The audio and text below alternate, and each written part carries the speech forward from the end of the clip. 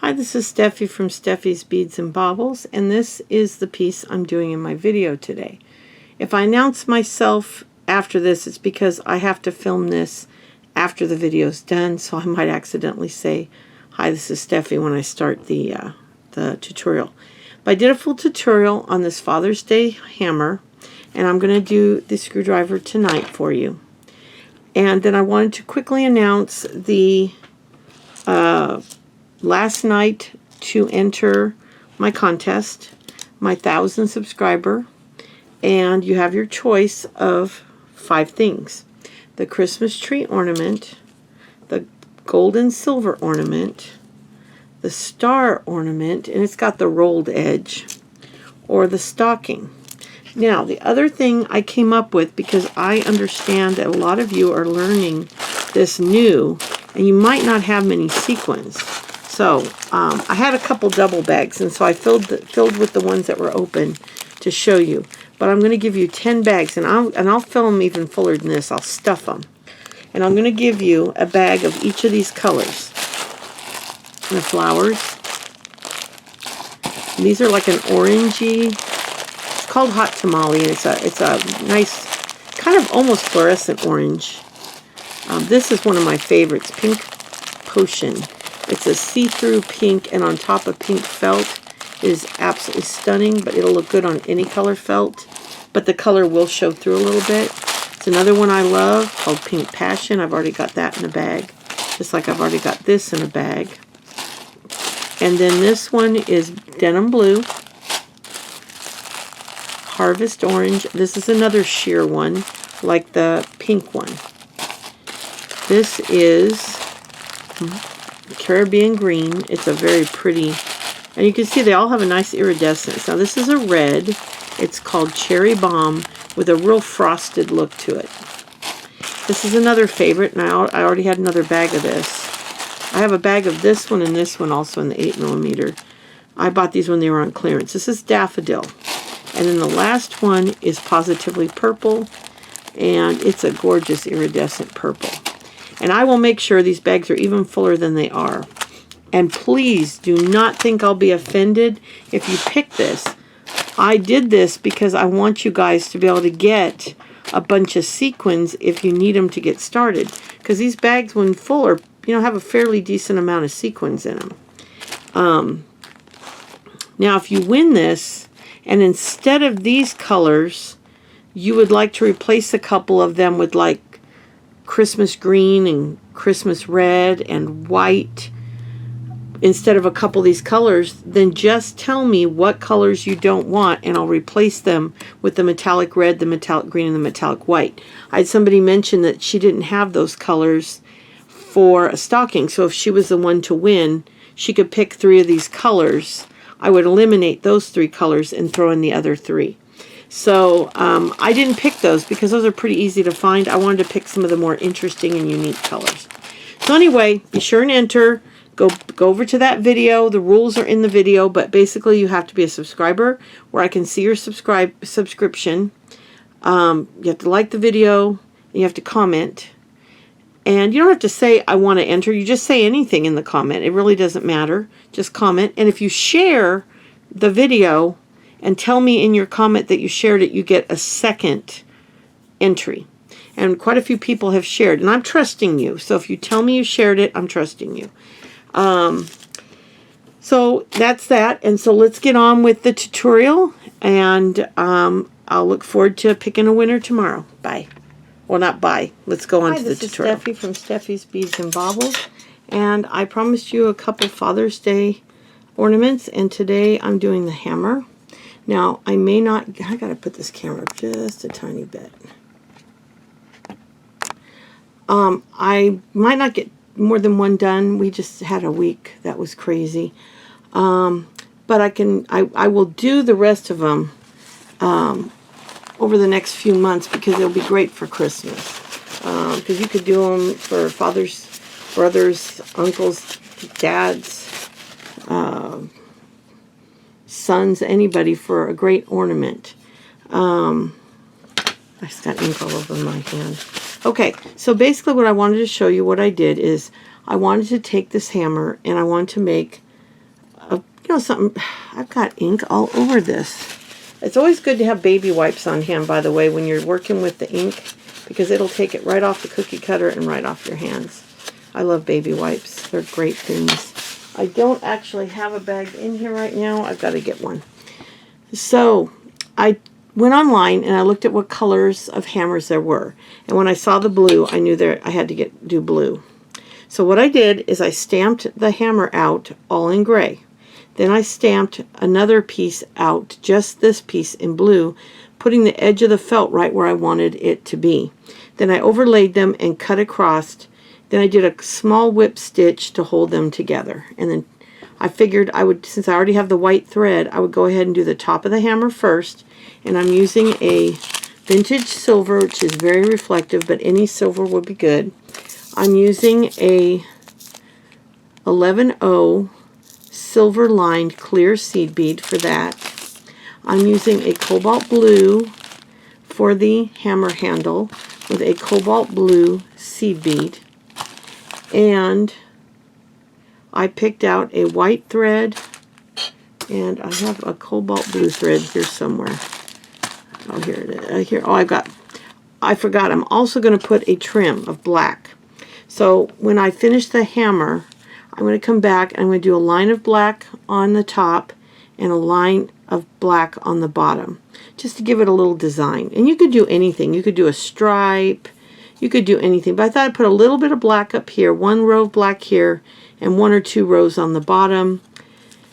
I thought that'd give it a little extra design. So I actually have the black thread, the black sequins, and the black seed beads as well.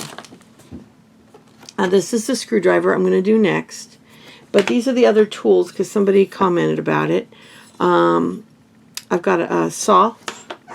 I've got a drill. Let's make sure that saw showed up. A saw, which is, I almost did the saw, but it'd be too much silver and only a little bit of color on the handle. I have the drill and a couple of wrenches. Oh, pliers and wrenches. That's what it is. These are pliers. This is a wrench. So, those are the tools. And I got this whole set, all of them together, on Amazon. I want to say 10 bucks. It could have been a little less.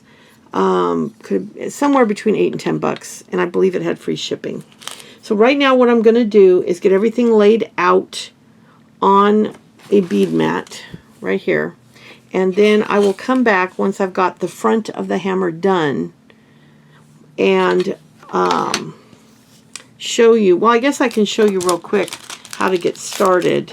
I do have a full tutorial video and a full edging video below in the description, but I wanted to show a little bit of the steps for you today. And since I already have the thread on there from stitching it together, and it's just a whip stitch, I won't lie to you, it's hard to sew 2 pieces together. It fought me for a minute, but then once I did it, I went across the back and did another stitch. But I want the ink to be on the front, and I'll tell you why I want the ink to be on the front, so that the sequins will, and the edging will hide it. But then when you put the back on, you don't have ink on the back. So all you're going to do is you're going to pick up a sequin. You're going to lay it upside down so that the cup, each of these sequins are cupped sequins. So they have a small facet. And so I put it cup side down so that when I pick it up, let's do that again. I put the cup side down so when I pick it up, it flips over and the little cup is facing up. Then I pick up a seed bead and I pull it down onto the felt so it looks like that. Pull the camera in closer to the light. So let me get it under, where am I at? Okay. So I have it right there, and then I'm just going to take and pull it down toward the thread just a tiny bit. I want to kind of be on the line, and I'm going to go back through the sequin, but not back through the seed bead, because that seed bead is going to hold your sequin on. And I'm just going to repeat that, and usually I do a line around and then fill in. That way you don't have that awkward situation where you don't have enough room for a sequin. It's easier to fill in the middle than to try to do an edge when either you hang over or you're too short. So I usually go around the edge and then I fill in. So that's what I'm going to do right now. So I will come back when I'm done with the front of this ornament, and I will show you how I stitch it together. But I'm just going to keep doing this. I just push them as close as I can. I'll do one more just to show you that. Like I said, I do have a full tutorial on beaded ornaments, but I thought it's been a while since I did a full tutorial that I'd kind of show you what I do. So I take my needle and pull the center of the sequin as close as I can to the one next to it, and then just go straight through. Remember, not going through the seed bead. And then see, I'll be able to put one more here, and that'll be my first row.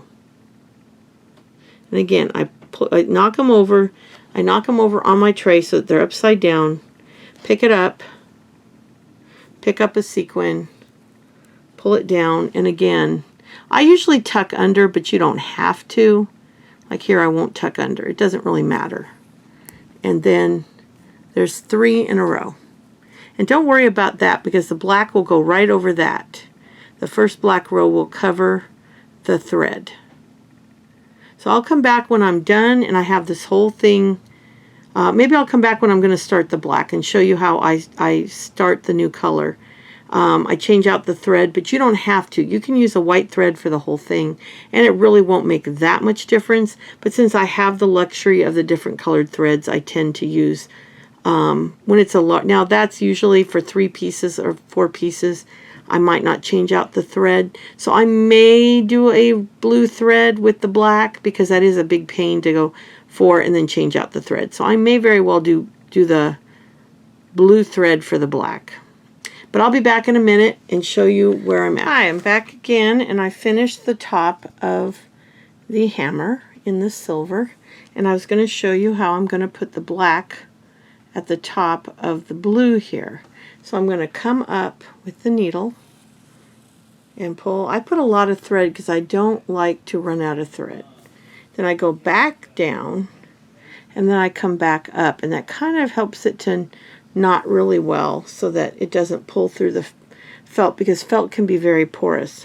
So then I'm going to pick up, like I did on the silver, and black upside down with a black seed bead, and then I'm going to pull them down right on top of the very edge, and I'm going to pull it with the needle so I get it right up underneath, or right at the edge of the silver. And it can be right over it or right under it, whichever you'd rather do. It doesn't really matter. So I'm going to do another one. And I take and I pull it over right next to it. Looks like maybe 4 will fit across the top here.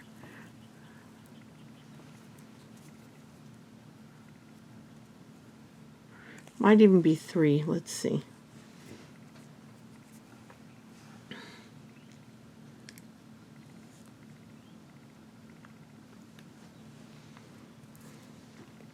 Oh no. The one thing you got to do is when you thread it, make sure you pull the thread so you have a very long tail. Not so long that you catch it, but long enough that the thread does not come off the needle. That is so frustrating when you have to rethread the needle. Okay, I probably got this so that it's not quite...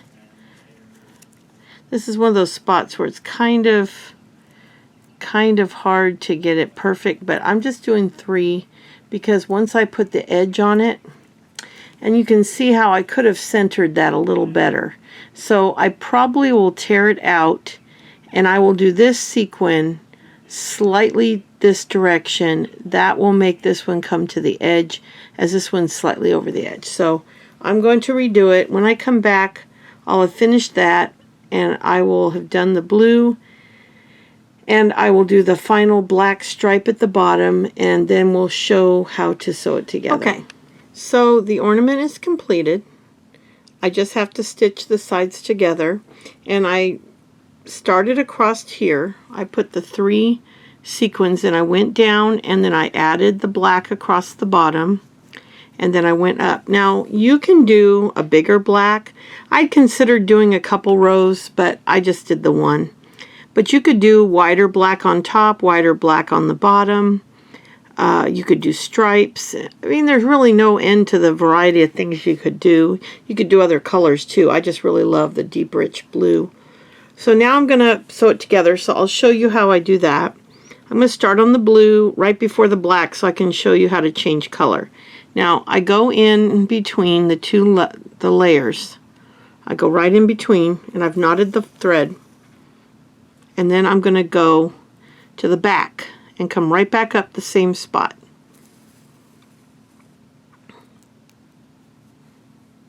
Okay, so that'll secure and hold it tight. Now you want to make sure before you make that first stitch that everything on your entire piece is lined up, because you could do a few stitches and then if it's not lined up, it's going to be a mess. So just make sure you've got everything lined up before you start stitching. Then I'm going to add 3 seed beads to my thread. Then I'm going to go right back through the back again and pull the thread through, and then see how it's sideways. So I'm going to go to the direction I'm going basically, and go through the last bead to secure. Sorry, I got a very long thread. To secure that stitch, and it will kind of turn your triangle. That first one's going to be kind of funky. Okay, now you're going to only add 2 beads. Okay, my thread is so long it keeps wanting to catch. You're only going to add 2 beads going forward. Now I will be honest with you, these blue seed beads are pretty crappy because they're not very uniform, but I'm just going to pick the closest I can. Now, you're going to do the same thing. Go in from the back, and you come in between the sequins. Now, when you're doing this, make sure you do not come up inside of a sequin like this, because then when you come out, the thread will go over the top of that sequin. So if you go up to the sequin, come back out, and come back up through the back and go between. It doesn't matter if you push them slightly out of the way. You're just adding 2 this time, and that 2, you go through the one going the direction that you're going, the last one, and pull it, and you will start to see your pattern emerge now. And it's going to be little triangles. I'm going to do a couple more so I can show you how I change colors. And again, these blue seed beads are pretty old. They're not very good quality. But I go through the back and I pull and go up to the direction that I'm going, the last one, and just keep doing that. Now they might not always lay perfect, the triangles might not be perfect, but just keep going. And if the seed beads don't match up perfect, it's okay. It's nicer if you can get uniform ones, but if you can't, you can't. And you just keep going up through that last bead, and see, do another blue one. I'm almost to the black, and then I can show you how I transition to another color. Now see, I almost went to the sequin there, and I came back out and went behind.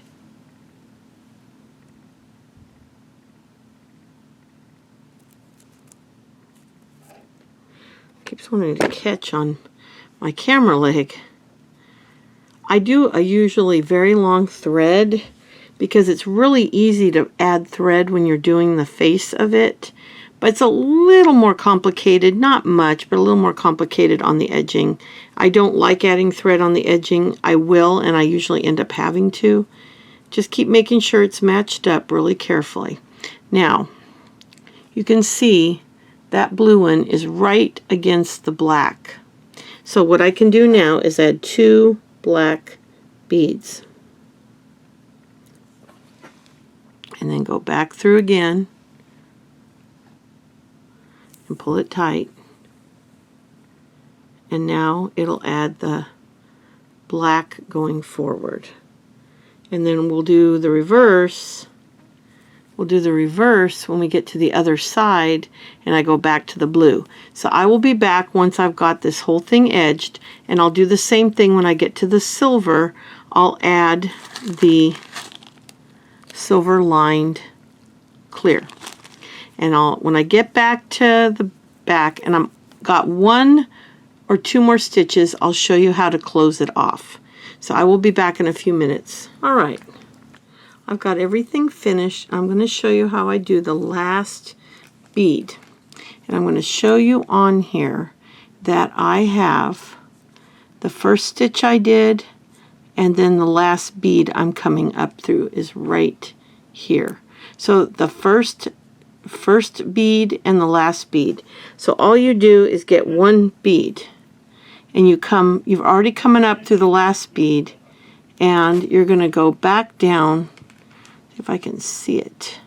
Hold on. I think it's at a bit of an angle here.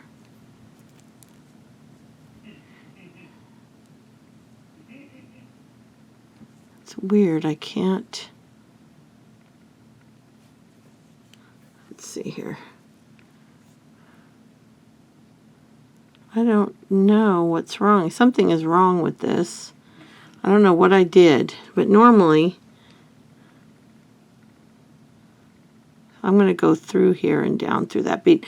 Normally they're side by side. I don't know really what happened. That was very odd. Because normally you have your first seed bead, then you have the upper bead, and then the next seed bead. So you have 2 flat ones. So when you come around to the back, you have your last flat one and your first flat one, and all you're going to do is put the top of the triangle on. So you come up through this last one, that's where the thread is, put on a bead and come down through this bottom one, but for some reason there wasn't a bottom one on there, and I don't quite understand why. Now, one thing I will keep on hand is a short needle, because when you're tying off your thread, sometimes it's a little bit easier to take a needle that's a little smaller, and then, but you can use the beading needle, and then I just go in and I make a loop. It's kind of like this. I just kind of go tuck it in and just go through a few times. That's all I do. Just go around in the same spot. Big, small, it doesn't really matter. That's the one advantage to using, and then I go the other direction a few times. Now, I've said this on every video. If it makes you feel a little more secure, whoops, I caught the thread onto the beads. If it makes you feel a little more secure to put a dot of glue, you absolutely can do that. I have never done that, and and then I go back through one more time. I've never done it, and I've never had an ornament come undone. If you go through a few times, it's fine. Now, here's your ornament done, but you got to put a loop on it. So normally on a Christmas ornament, I'd do a sparkly loop, but this is a guy's ornament, and I want to pull the black, and also the sequin that lies the smoothest are these black sequins. They're just very uniform. So what I do is I come in through the back. You can, now I usually come in through the front, but however you feel. If you feel comfortable, you can come in under the sequins, and I dig into the felt, and then I go up and keep poking the needle until I come up through a seed bead. Okay, see how I'm up through a seed bead. Then I come up through that seed bead, and I see how it hangs. Okay, it hangs nice and straight.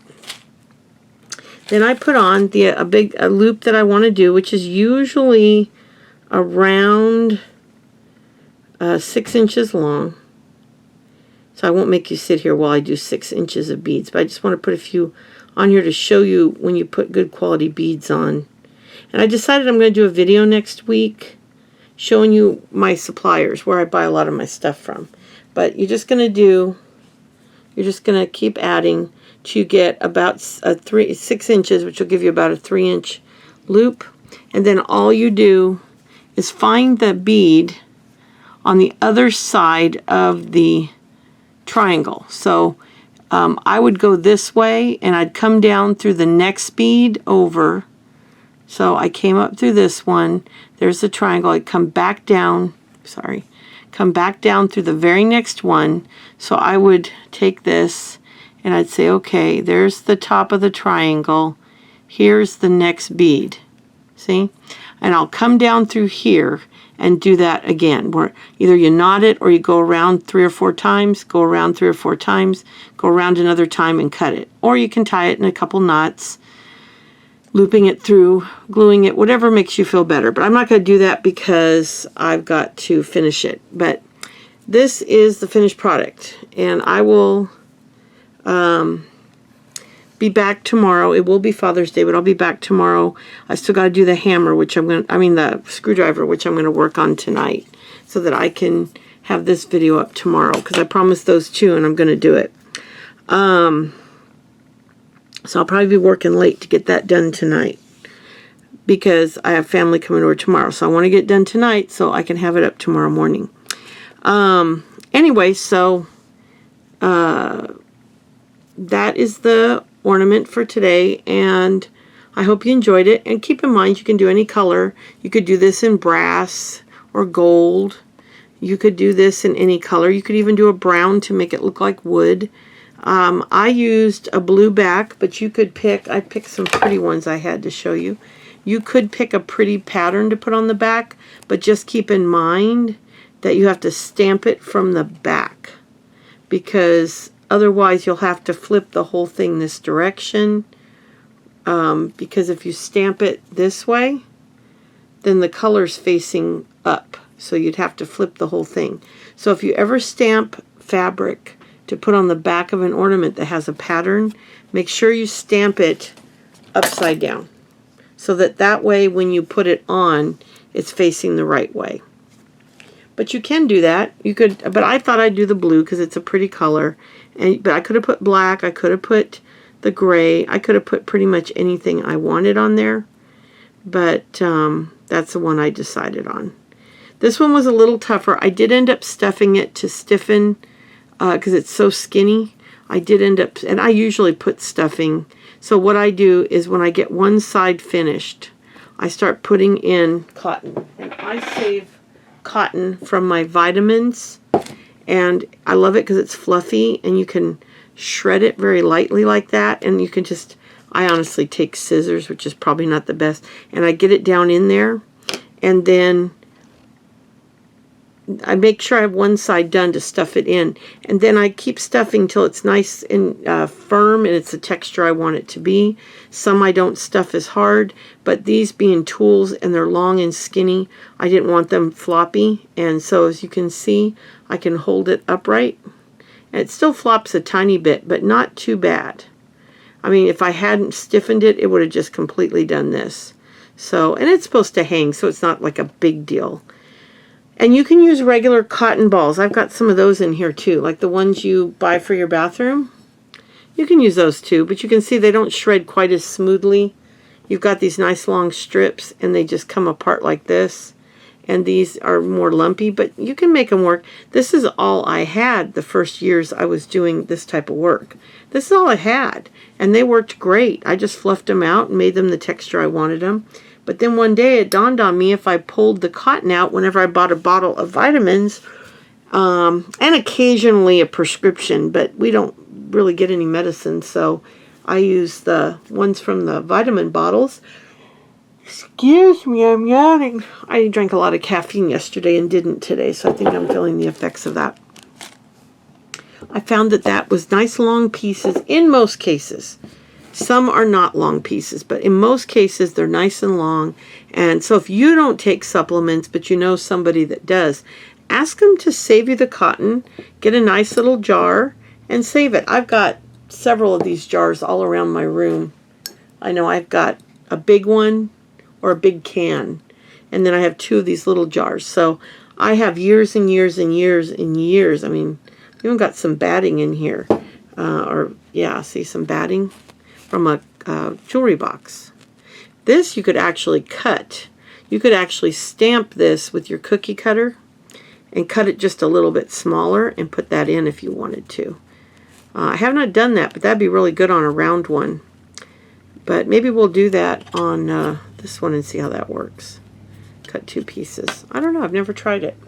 I didn't even realize that was in there, honestly. This jar is so old. I've had it for years. Well, let's see. No, I guess I haven't. I haven't had this jar because it's from 2019. But this cotton I've had for a long time. I had it all in a great big giant pickle jar, or not, I don't know if it was pickle jar, but a big jar. And it was just too big. So I divided it into a couple little ones, and then I have a big metal can that I put a bunch of them in so that it wasn't such a ginormous jar. So, oh no, I've still got the big jar too. I see it over there. So I got a big jar and 2 little jars and then a can. I've been saving this cotton for probably 10 years, maybe more. So some of the original cotton balls in here are 10 to 15 years old. Maybe even older than that. So, but you can use whatever you have, you know. You can use whatever you have. You can use cotton from the bathroom. You could probably use cloth, little pieces of, like if you have scrap felt, you could chop this up into little pieces or even cut this into strips in line. There's really no end to what you can do. But I'll be back later, and I thank you so much. And tomorrow's the drawing, and we'll see who the winner is. I'll be back tomorrow, and I thank you all. Be sure and subscribe and like this video. If you have not entered my giveaway, you have to go to my previous video and like the video, comment on the video, and make sure you're subscribed, but make sure you're subscribed as a viewable subscriber, not an invisible subscriber. You can choose to be invisible, but then I won't know you're there and I can't enter you. So I will go through everything tomorrow morning. I will write everyone's name on a piece of paper, put everybody's name in a bowl, and we'll find out who the winner is. Then that winner will get to choose one of the prizes that I showed you earlier in this video. So thank you so much, and I'll be back tomorrow. Bye.